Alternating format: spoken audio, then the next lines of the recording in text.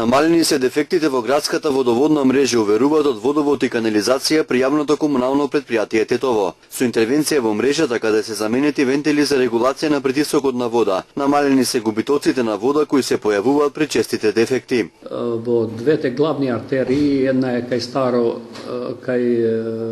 Старо медицинско училиште и втора е кај библиотека, се поставени две позиции, два нови објекти каде се поставени редуктори на притисок. Со тие редуктори на притисок ние можеме да регулираме притисок, може да се каже готово низ целиот град, така да имаме со регулирање на тој притисок можеме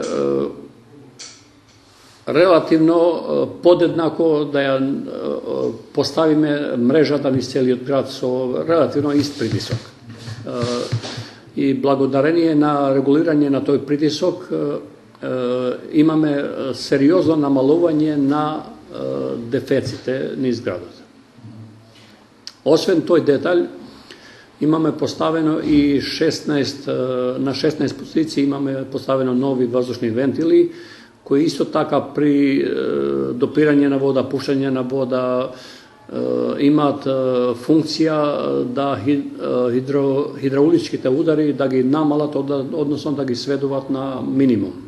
Проблемот со водоснабдувањето е ублажен со поставувањето на новите водомери, велат од јавното комунално предпријатие. Благодарение на кредитот КФ банка, кој беше отприлике околу 1 милион евра, целта ни беше да почнеме со менување на водомери, за да можеме да наплатуваме вода реално, потрошената вода. Освен тој детаљ, се направија неколку објекти низ градот, каде се поставени мерни инструменти и ние можеме во секој момент да видиме у одредени делови на градот колку имаме потрошувачка, односно колку се движи системот со колкав капацитет и каде имаме евентуално аномалии кои можеме после да ги бараме со други соодветни начини. Сепак за целосно стабилизирање на градската водоводна мрежа потребна нејзина реконструкција. Зависно од тоа со каков капитал располага предпријатието, па и општината која треба да финансира на реконструкција, со таа динамика и ќе се движи во наредните години колку или во колкав обем ќе се врши реконструкција на постоечките водоводни линии. Значи тоа е жива материја, таа трае, таа секојдневно трае, таа не може да се каже дека веднаш ќе елиминираме нешто, затоа што е тоа процес кој е долгорочен. Па најголемите проблеми што можеме, според секојдневните податоци што ги имаме, градот најголеми проблеми ги има во моментот кај индивидуалните приклучоци. Значи тоа се мали профили, тоа се подцинковани цевки, застарени нормално 40, 50 па и 60 години, значи тука ни се најголеми проблеми. Што се однесува до примарна мрежа, таа е во релативно добра кондиција и немаме некои сериозни проблеми. Иако е разнолика, од гус, од азбестни цевки, од ПВЦ, од полиетиленски материјали, значи што се однесува до материјали е различна. Меѓутоа, уште еднаш ќе повторам, во примарна мрежа градот нема некои сериозни индикации, некои сериозни дефицити. Од јавното комунално предпријатие Тетово велат дека издашноста низ изворите за овој период од годината е релативно добра и во зимскиот период се очекува водоснабдувањето да помине со помали рестрикции.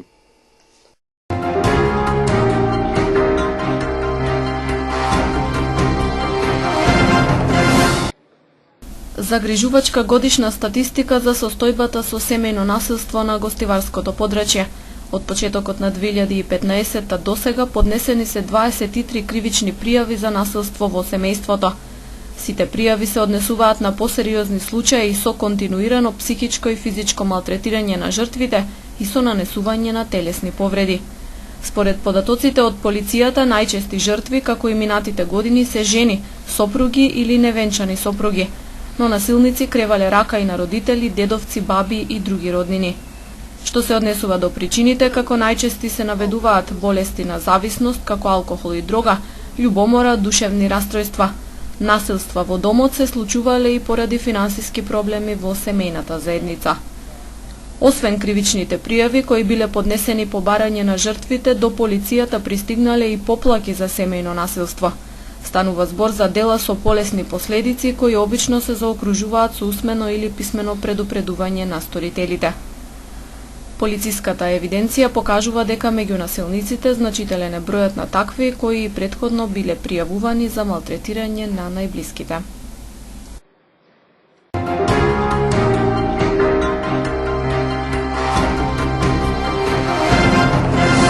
1659 случаи на болести во Тетовско биле пријавени во текот на 49-та пријавна недела од 2015 година, покажува последниот извештај од спроведувањето на алерт системот за рано известување и надзор над заразните болести.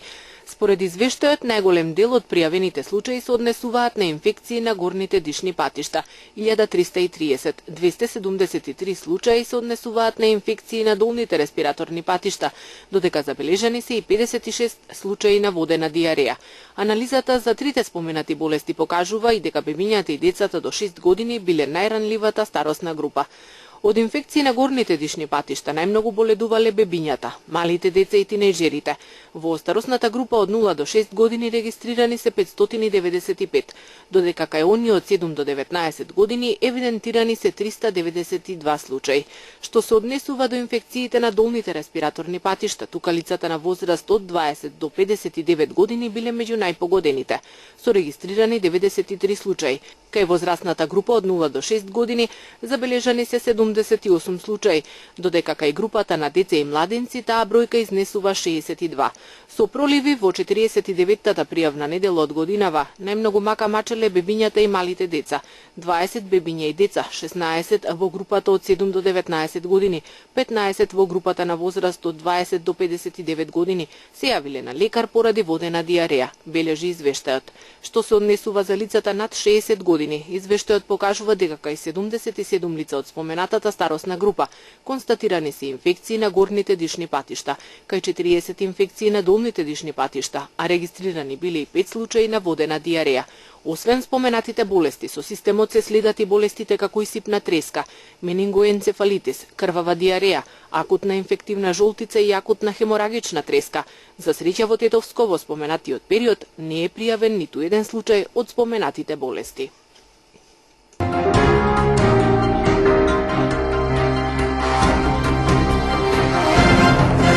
На свеж и чист планински воздух, опуштено и уживајќи во зимската идила.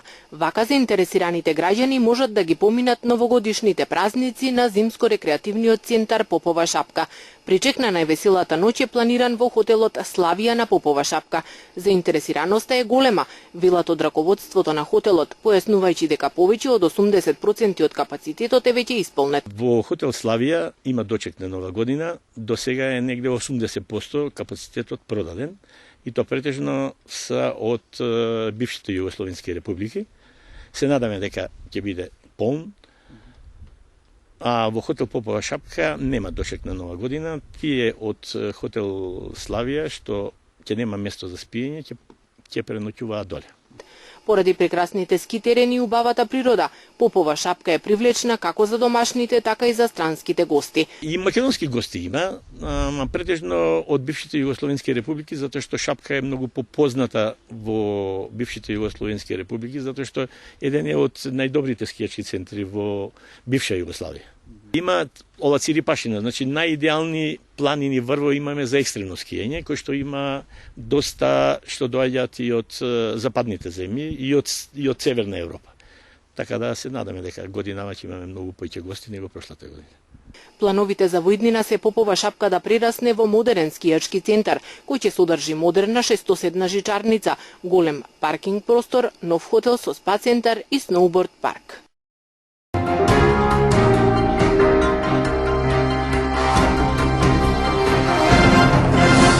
Богата уметничка програма ќе понуди Националната установа Уметничка галерија Тетово до крајот на годинава. Планирани се 3 изложби, од кои една на ликовен уметник од Албанија и изложба на скулптури. Набиената агенда се должи на тоа што до неодамна објектот Стар Амам, во кој е сместена уметничката галерија, се реконструираше. Да бидем искрен, бидејќи Националната установа Уметничка галерија се реставрираше и ни одзема повеќе време за да ги реализираме сите проекти на 2015 година. И сега претежно напнати ни се термините за изложбите, така што очекуваме до крајот на годината да ги реализираме сите проекти. Има останато уште 2-3 проекти со кои ќе го завршиме и годишната програма на ликовната дејност. Како уметничка галерија досега ние сме задоволни од посетеноста на тетовчаните, кои доаѓаат и ги посетуваат изложбите што ги реализираме ние.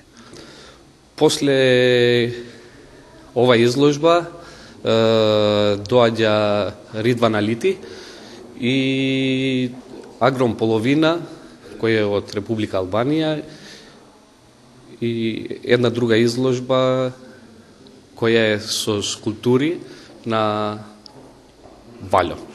Тетовци во текот на следната 2016 година ќе имаат можност за уметничко уживање во просториите на Националната установа Уметничка галерија Тетова. Имено програмата, предвидена за реализирање, е богата со настани, од ликовни изложби па до промоции на книжевни дела, и тоа најмногу од млади и надежни автори. Ние претежно на сите љубители на уметноста, претежно им доаѓаме во сусрет на новите уметници, им даваме простор на младите уметници кои сакат да се покажат, да ја покажат нивната уметност. Претежно изложби, ликовни изложби од различни смерови, од скулптура, графички дизајн, графика и сликарство, но исто така и промоции на книги, на разни организации, на невладини организации, на амбасади кои веќе имат интерес за да организираат некои организации овде кај нас. Во понеделникот во Националната установа Уметничка галерија Тетово беше отворена првата самостојна изложба на ликовниот уметник Катерина Ристовска. Пред тетовци на изложбата под наслов Предмети од вредност беа представени дела изработени во техниките колаж и ансамблаж.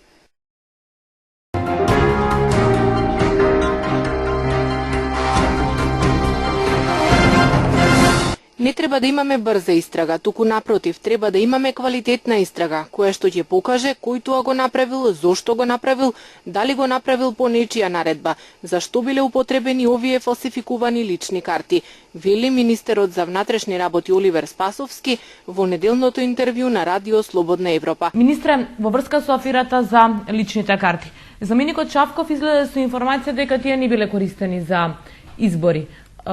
Вашата последна информација е дека спроведувате детална истрага. До каде истрагата? Што се случува? Што откривте? Видите, јас тоа го кажувам неколку пати. Најавивме дека кај нас е пријавено дека постојат сомненија за фалсификувани лични карти, дека е потврдено дека се тие фалсификат. Истрагата ја води јавното обвинителство.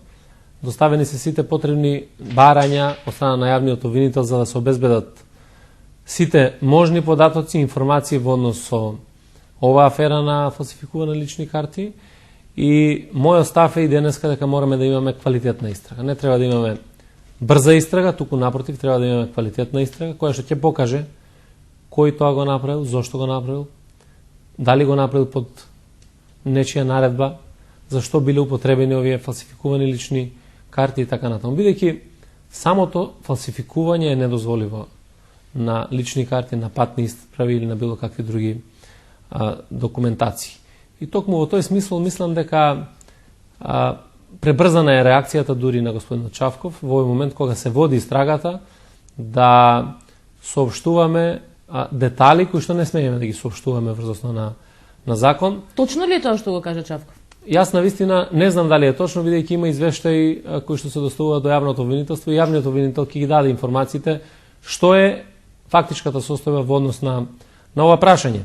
Меѓутоа, интензивно Министерството за внатрешни работи, одделот за организиран криминал работи на расчистувањето на целиот случај и тогаш кога ќе процени јавниот обвинител дека треба да им ги соопшти деталите на јавноста, да излезе со извештај за тоа што е пронајдено, тоа ќе биде информацијата која што ќе биде веројатно споделена со сите. Така да нема потреба од пребрзување и давање изјави, повторно како да сакаме предвремено нешто да затвориме, како да сакаме нешто да можеби преюдицираме во целата оваа поставка, што не е добро за истрагата. Јас тоа го кажам и на почетокот, ова е сериозна афера која што мора сериозно да биде истражена заради угледот и на Македонија и на Министерството за внатрешни работи. Инаку, постапувајќи по некакви лични теснопартиски интереси, не поставувајќи се во интерес на граѓаните, на Министерството за внатрешни работи, представува сериозен проблем.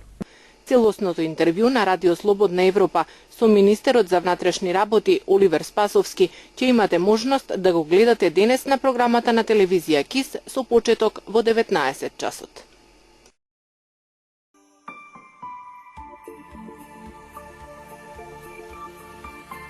Денес имавме сончево време со мала облачност. Утринските температури се движеа од -2 до 5 степени, а дневните од 6 до 12 степени.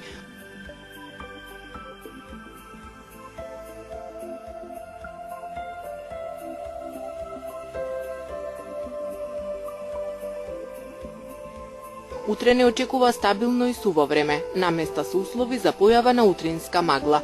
Утринските температури ќе се движат од -2 до 4, а дневните од 7 до 12 степени.